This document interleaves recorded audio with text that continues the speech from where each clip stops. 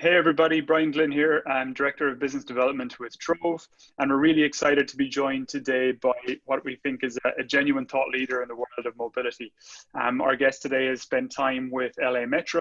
He's the former Chief Innovation Officer at SFMTA, found his way to Google X as it was at the time and their self-driving car project, which ultimately became Waymo. And now is the founder of Emerging Transport Advisors. Tim Papandreou, thank you for joining us today. Great to be here. Thanks for having me. Yeah, we're really excited to get into our conversation today and talk about all things mobility. But before we do, we'd love to maybe have you introduce yourself and specifically tell us a little bit about what Emerging Transport Advisors does and who you work with these days, Tim.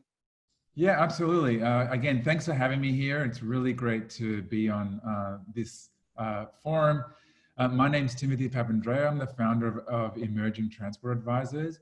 And what we do is we work mainly with companies, governments, businesses, and startups and non-government organizations to help them navigate and understand this increasingly complex world of new mobility, to help them basically get the skill sets that they need so they can make the right decisions to either invest in these spaces or to write the policy they need to write in these spaces or to figure out ways to enter the market themselves. So we do things like go-to-market strategies, strategic analysis, understand the company's organizational development goals, help them improve their digitization process, and then overall help them get smarter about the landscape that they're in so that, again, they can figure out ways to either learn what makes sense for them, which markets they can grow in, if they're a government organization, whether they're state, local, national, what are the right policy tools that they could look at, and what are the world's best practices right now that they can be using so that they can actually be ahead of this area. There's no way we can future-proof any company, but what we can do is help them see where the trends are going and what's happening around them so that they can make the informed decisions to prepare for this great transition. Great, thanks so much, Tim.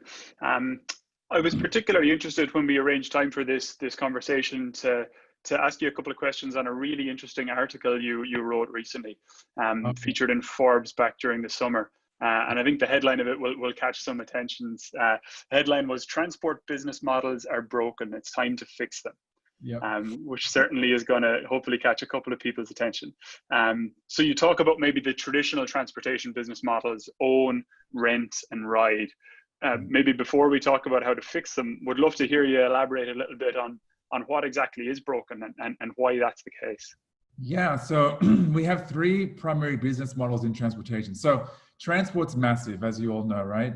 We either move people, we move things, or it does things. Think of construction, agriculture, mining, municipal services. These are things that are in the background that we don't really pay attention to, but kind of make the world work.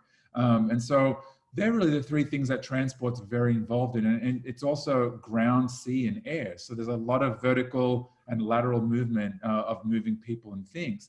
And we all just expect it to all work, but it's taken decades to get at the point where it's at right now. Specifically on people movement and specifically on ownership, that business model has received the lion's share of policy, taxes, and every other benefit you can think of, from subsidies for fuel, manufacturing of vehicles, the road space that we allocate, and the laws that we have to make it the preferred way to get around. And while that was fine in the 1940s and 50s and 60s, it doesn't work anymore. We have too many people wanting their own car. They take up way too much space on finite road space. They pollute because they run on fossil fuels. They are distracted, so they kill, almost 1 million plus people every year. And the air pollution itself kills more than that. It's responsible for 3/4 of the pollution in every city in the world. So and there's an issue of being too car dependent means that people who can't afford a car or physically have an impairment that they can't operate a car are actually excluded from the economy and from opportunity. So we have all these things that are happening. And then you personally, on average, Americans spend about 10 days a year in their own car. And on average, Americans get 10 days of vacation a year. So we're spending just as much time in the car as we are on vacation. So something's a little off. And so all of that now is being turned on its head and asked, like, we know the answer is no, it's not sustainable anymore, but are there different ways to do this? And we've had The ride model, which is, you ride public transit, you ride hailing, and now we've recently had the rent model, which is, you pick up and drop off a device, whether it's a car, a bike, a scooter, or a van, and you can use those and use them when you need to.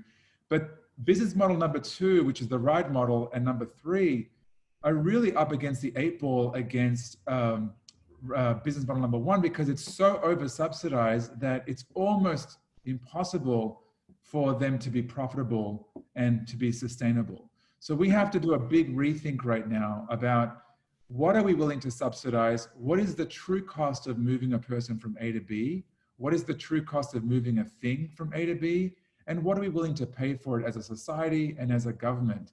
And if we think about that in that respect, we realize very quickly that moving you and me on our own 2 feet or by a bicycle or a scooter is the most cost-effective and the most environmentally beneficial way to move ourselves around. But our road network's not designed that way. So we need to retrofit our roads, reallocate the space to make it safer, easier, and more convenient so that walking, bicycling, and some sort of shared mobility, whether it's high occupancy vehicles, whether they are buses or trains or vans, they become much more the norm, so that in the instances that you need to get yourself around in a vehicle on your own, you use that as like a last thought, not as the first thought. And Right. You're in the world of insurance, that has massive implications in the world of how we insure ourselves as well. Yeah, no, thanks for that. That's a really interesting perspective. I know one of the pieces that you mentioned in that article around one of the possible fixes was around this concept of dynamic pricing that's based on the size of the vehicle, the time that you're looking to move in that vehicle, the location. And to me, that set off a very similar analogy with the way Trōv thinks about insurance and kind of context-based insurance, and having the insurance and the risk respond to the context of the vehicle. And that obviously in this concept extends beyond just insurance into all the pricing. Do you feel like the operators themselves are willing to accept that type of dynamic approach to pricing? Yeah, that's a really great question. And I think what we're hearing more and more is that people are realizing that the OpEx, the operating costs in a overly subsidized world are not going to work. And everybody's looking for fairness. And I think what we're looking for as well, and where I try and help with governments, is understanding this new world of digital mobility governance, where the government really needs to be very clear about what is the true cost to move people around and things, and what is the fair price that we should charge to access a very finite resource, which is our public right-of-way. Probably the biggest and most valuable resource that cities have, other than the land that they tax, is the right-of-way. So it makes economic sense, financial sense, and environmental sense, and just common sense that we all should pay the appropriate price to use the right-of-way at the specific time of what's causing the most impact. If there's no impact to the right-of-way, it will likely be free, except for some like wear and tear costs, to physically use the road, etc. But imagine a situation where it's a very congested area.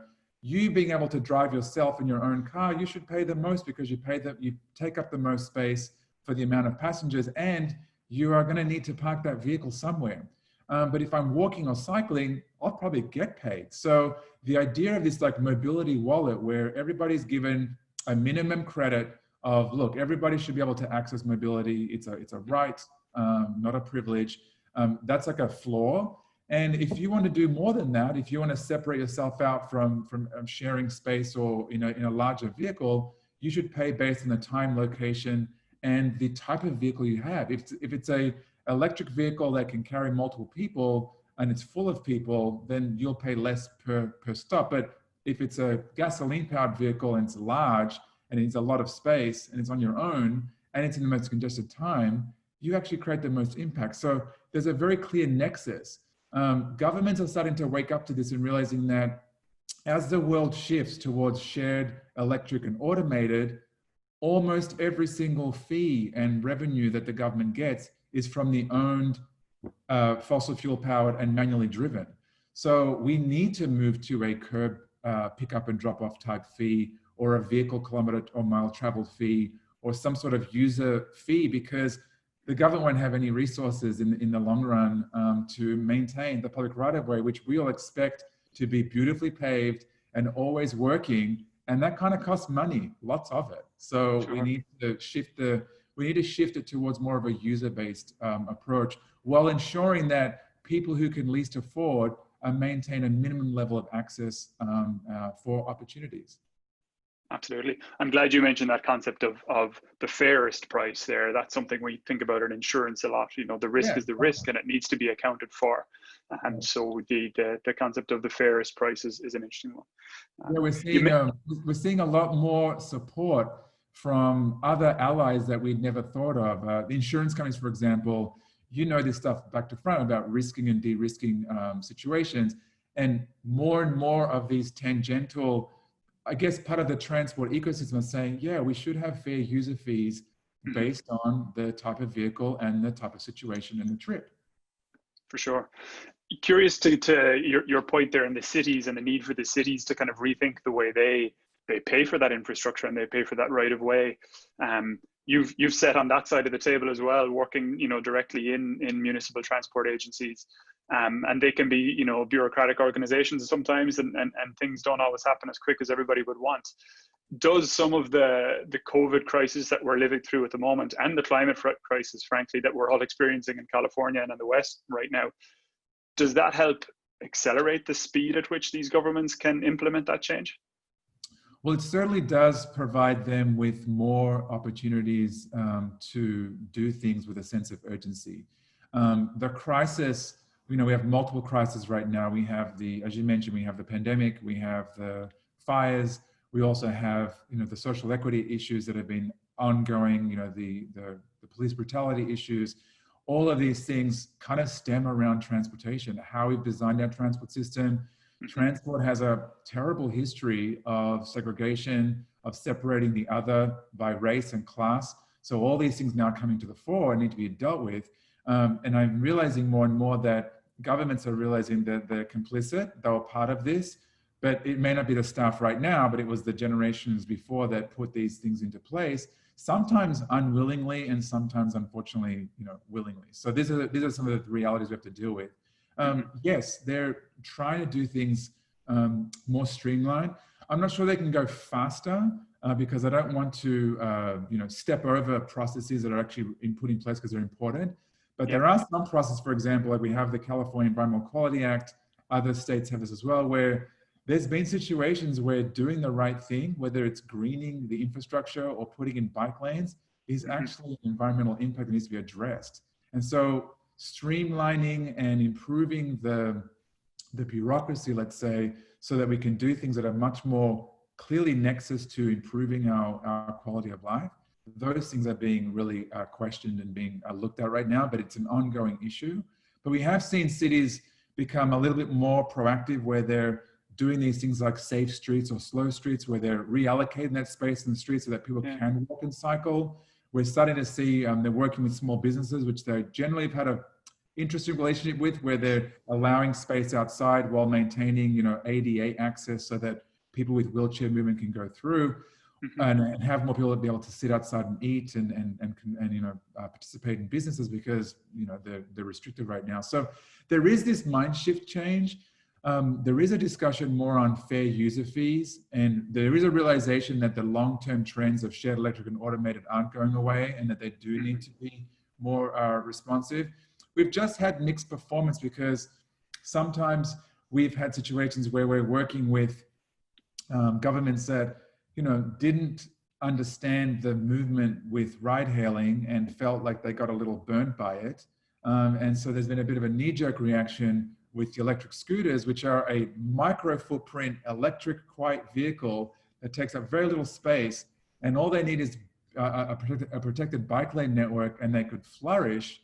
But because they came in kind of like cowboy style and you know, dumped a bunch of scooters on the streets, they started charging these fees that are really high relatively to not paying any fees to drive a car. So again, there is good and bad in that, but they're learning, which is the most important point. And then now they're realizing that it's actually up to them to create those good governance frameworks so that we can focus more on performance outcomes and less on more of these restricted and prescripted specifications. What we're telling government right now is don't tell these companies what to do in their day-to-day business. Give them goalposts so they can meet them, and then work with them to get this so they can meet your goals of equity, access, and sustainability as well. Great, great. Maybe one last question then. If you were to, be working with a new mobility operator today, any kind of one piece of advice or one kind of key reminder that you would leave them with as they embark and try and launch in what is a fairly tumultuous environment at the moment? Yeah, so I do this a lot. So one of the pieces of advice where I say is don't underestimate the need for public relations. You are ultimately needing access to a platform which is owned by the government.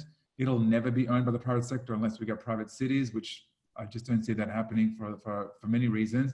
So you need to engage with the government as your partner, not your adversary. And you need to do a really strong job of educating the government, who will become your incredible partner on why you need to work together and what you can achieve together. One of the important things that we've seen is the partnerships where the government is truly invested as a partner with these shared mobility companies. These companies are doing really well in those cities, because here is where there's a really opportunity. Private sector companies have a bottom line. They need to make a profit. Otherwise, there's really this is not a charity case, right? Yeah. Governments have a triple bottom line, which is environment, economy, and equity with the community. And if we can work together and say, look, I'm profitable in these areas, but I'm not profitable in these other areas, which are maybe lower density or are disconnected by bridges, etc. Can we do a cross subsidy together? Can we work together so that I can access the right of way, you can build the bike lanes, I can provide a mobility service that maybe there's a transit desert, there's no transit access in this area, I can be the first last mile solution, but can you help us cross subsidize this so that we can again make sure that there's coverage for everybody? Those are win-win partnerships that every city that I speak to is looking towards those kinds of discussions. Not, look at our shiny new toy, aren't we amazing? Don't you just love it? It's like, yeah, but you need to work with us in our overall program of equity and access and opportunity as well. That's really interesting. And I think we would take a similar approach when it comes to the insurance and risk management. Let's work together and let's not have it be a vendor relationship, but a real partner relationship. Absolutely. Yeah. Working together as a partner means that we'll learn together, we'll grow together. We're not perfect. Both sides need to learn, but both sides need to work together, because neither one can actually solve for transportation. We need to work together. And that also includes sharing of information, sharing of learnings, access to data, doing campaigns together. Companies are really good at campaigning and figuring out how to message things. Governments are really good at regulating and doing performance analysis and outcomes. So how do we work together on our strengths so that we can create this win-win partnership that ultimately is focused on, which is what it should be, on the customer? Like, how do we help them achieve their goals so they don't have to reach for their car keys? Because the ultimate goal is not making scooters more compliant or making, bike share fill out in this location or building this bike lane or bus lane. The ultimate goal is, how do we get the most people not needing to reach for car keys for every single trip? If we can achieve that higher end goal, everything in the sauce and the sausage making is flexible. And that's what we need to do, is need to figure out how to get that ultimate KPI, which is not everybody needs to drive, not everybody needs to own a car, and all the other options work just as well, if not better, and they're fun and enjoyable. We need to bring joy. That's a really important thing. Absolutely, bringing joy. That's a good note to finish it on. Tim, where can people find out more about yourself or about your company? Yeah, absolutely. So our website is emergingtransport.com. You can also email me at timothy@emergingtransport.com. Great. Well, Timothy Papandreou, thank you so much for joining us. You're so welcome, and have a great day. You too. Thanks a lot.